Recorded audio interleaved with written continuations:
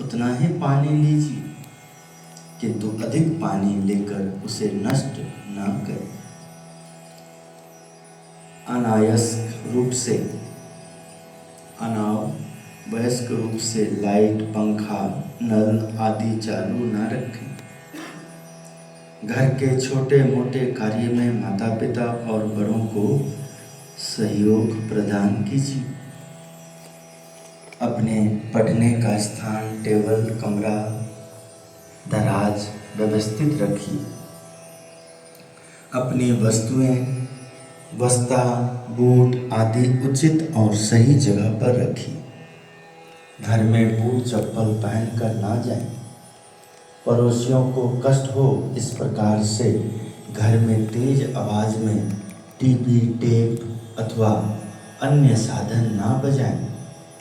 घर में मेहमान आए तो उन्हें आदर प्रदान कीजिए, उनका स्वागत सत्कार कीजिए, शांति बनाए रखिए। तो किस प्रकार हमें संस्कार स्वरूप प्रेरणा देती है। आज भगवान स्वामीनारायण, ये जो मंत्र है, भगवान स्वामीनारायण, ये जो ज्ञान है, भगवान स्वामीनारायण का ये जो संत हैं, भगवान स्वामीनारायण की जहाँ प्रतिमा है, भगवान स्वामीनारायण का जहाँ मंदिर है, भगवान स्वामीनारायण का जहाँ आश्रम है, भगवान स्वामीनारायण का जहाँ गुरुकुल है, भगवान स्वामीनारायण की जहाँ विद्यालय है, हॉस्पिटल है, भगवान स्वामीनारायण की जहाँ गौशाला है, भगवान स्वामीनारायण का जहाँ ध्यान केंद्रीय है, ध्यान केंद्र है, भगवान स्वामीनारायण का जहाँ यज्ञशाला है, भगवान स्वामीनारायण का जहाँ भंडारा हो रहा है, भगवान स्वामीनारायण का जहाँ संस्कार धाम है, भगवान स्वामीनारायण का जहाँ भक्त मंडल, संत मंडल, भक्त परिवार है, भगवान स्वामीनारायण के जहाँ बालक बालिकाओं का मंडल है, और वहाँ जो दृश्य है, वहाँ जो दर्शन है, वो व्यवहार देखिए किस प्रकार। इन्हीं सब आचरण को पाने से आज हमने कुछ ही समय, महीने 2 महीने पहले देखी सुना, एक साथ में देखिए बालक और बालिका जो 16 साल के नीचे के बच्चे थे, 16 वर्ष के नीचे, 15 या 16 वर्ष के, या इतने तक होंगे, जो एक साथ में 316 श्लोक को सत्संग दीक्षा ग्रंथ में संस्कृत और व्याख्या के साथ उन्होंने भाषा, जो भाषा में जहाँ है, गुजराती में है तो गुजराती, और साथ में संस्कृत श्लोक के साथ किस प्रकार उन्होंने कंठस्थ किए और गिनीज बुक में रिकॉर्ड दर्ज हुआ।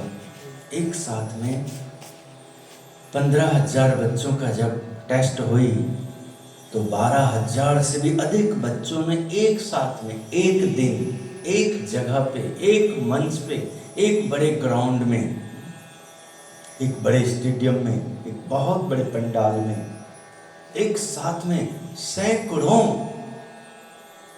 जो गिनीज बुक वर्ल्ड रिकॉर्ड में टेस्ट ले रहे थे, उन सब ने किस प्रकार पाया कि धन्य है छोटे छोटे बालक और बालिकाएं, वो भी कलयुग में, आज के समय में 2026 के सन, आराम जनवरी या फरवरी की बात है।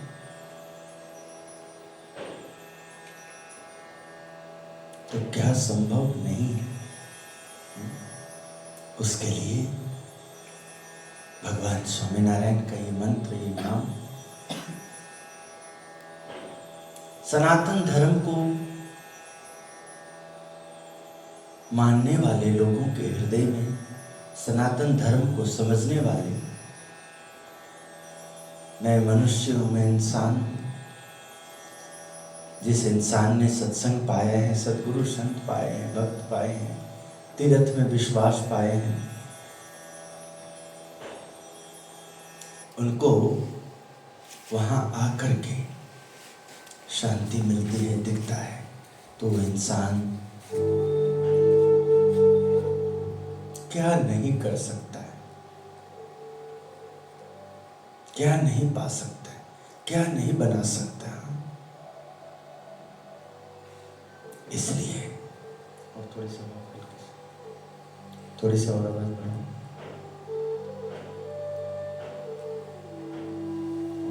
हल्का सा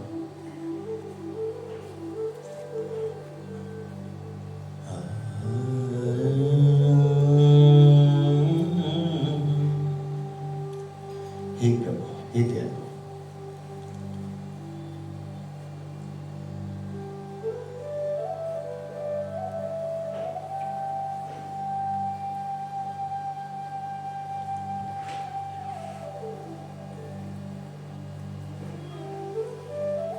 हे स्वामी, हे नारायण, हे गुरुदेव, आप कृपा दृष्टि डालिए। महाराज कृपा करिए, सत्संग में आए, आप कृपा की दृष्टि भी दीजिए। कृपा की है आपने जो इस जीवन में संत दिए हैं, भक्त दिए हैं, साधु दिए हैं, पार्षद दिए हैं, अपनी मूर्ति दी है, पूजा दी है, कथा दी है, कंठी दी है, भक्त बनाए हैं, संत बनाए हैं, शिष्य बनाए हैं, सानिध्य दिए हैं। तो हे प्रभु, सानिध्य का जो सुख है, संप दीजिए, सुहृदय भाव दीजिए, आत्मीयता दीजिए, एकता दीजिए। कोई समझे ना समझे, मुझे समझना है। मेरे अंदर की उदंडता को दूर कर, मेरे अंदर जो कमियां हैं उनको दूर करिए प्रभु। आपका ज्ञान, आपका ध्यान, आपका भाव विचार, आपका प्रेम, इन सबको हे प्रभु, हे दयालु, कभी संसार के शुद्ध व्यवहार में, संसार के भोग विलास या किसी भी प्रकार के जो अशोभनीय व्यवहार है, वाणी से, दृष्टि से, कैसे भी करके उनके आगे आपका ध्यान, आपकी पूजा, आपकी सेवा, आपका समागम, आपका सत्संग, आपके संत भक्त में जो आपका निर्देश है उसको झुकने ना दो। जो इस मार्ग की उपेक्षा करे तो भी हृदय में समता भाव रखूं और आपको प्रकट करने की प्रयास करूं, ऐसा निर्देश दीजिए, ऐसा भाव और प्रेम दीजिए प्रभु। हे दयालु,